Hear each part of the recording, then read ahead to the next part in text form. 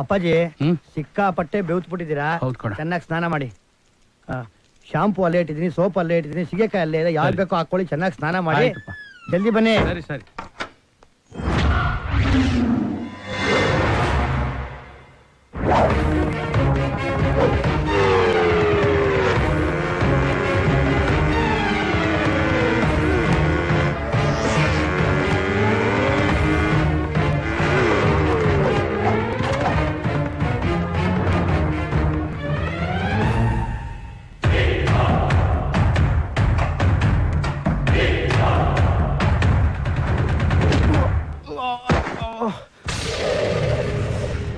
ಏಯ್, ನೀನ್ ಅವಮಾನ ಮಾಡಿದ ವ್ಯಕ್ತಿ ವಾಸ ಮಾಡೋದು ಎಲ್ಲಿ ಗೊತ್ತಾ?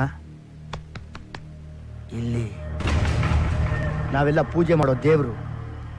ಅವ್ರ ಮುಂದೆ ನಿಂತ್ಕೊಂಡು ಮಾತಾಡಕ್ಕೆ ನಿನ್ ಯೋಗ್ಯತೆ ಇಲ್ಲ ಅಂತದ್ರಲ್ಲಿ ಅವ್ರ ಮೇಲೆ ಕೈ ಬೇರೆ ಮಾಡಿದ್ಯಾ. ನೀನು ಮಾಡಿದ ದೊಡ್ಡ ತಪ್ಪಿಗೆ ಚಿಕ್ಕ ಶಿಕ್ಷೆ.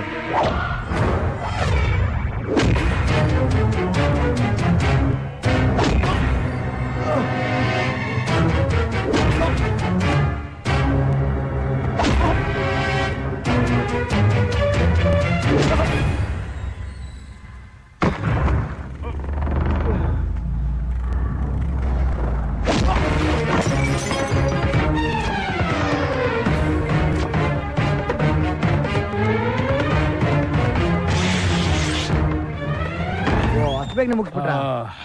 ಸಿಕ್ಕಾಬಟ್ಟೆ ಪಾಸ್ ನೀವು. ಚೆನ್ನಾಗಿ ತಲೆ ಹೊರ್ಸ್ಕೊಳ್ಳಿ, ಶೀತ ಆಗ್ಬಿಟ್ಟು. ಏನು ಕೈಯೋ ಕಾಲು? ಯಾವ ಕೈ ಯಾವ ಕಾಲು? ಅಲ್ಲ, ನೀವು ಹೋಗಿದ್ಯಲ್ಲ, ಕೈ ತೆಗಿದ್ಯೋ ಕಾಲು ತೆಗಿದ್ಯೋ? ಅಯ್ಯ ಅಪ್ಪಾಜಿ, ನಾನೆಲ್ಲ ಹೋಗಿದ್ದೀನಿ, ಇಲ್ಲೇ ಬಿದ್ದಿದ್ದೀನಲ್ಲ. ಲೇ, ನಿನ್ನ ಬುದ್ಧಿ ನನಗ್ ಗೊತ್ತಿಲ್ವೇನೋ, ನಿಜ ಹೇಳ. ಅಪ್ಪಾಜಿ, ನಿಮ್ ವಯಸ್ಸು ಆಗ್ತಾ ಆಗ್ತಾ ಡೌಟ್ ಬುದ್ಧಿ ತುಂಬಾ ಜಾಸ್ತಿ ಬರ್ತಾ ಇದೆ. ಮನುಷ್ಯನ್ ನಂಬೇಕು. ಓಹೋ, ನೀವು ಚೆನ್ನಾಗಿ ಹೇಳ್ತೀರಪ್ಪ, ನನ್ನ ಹಣೆಗಳು ಸರಿನಾ? ಹೌದಾ?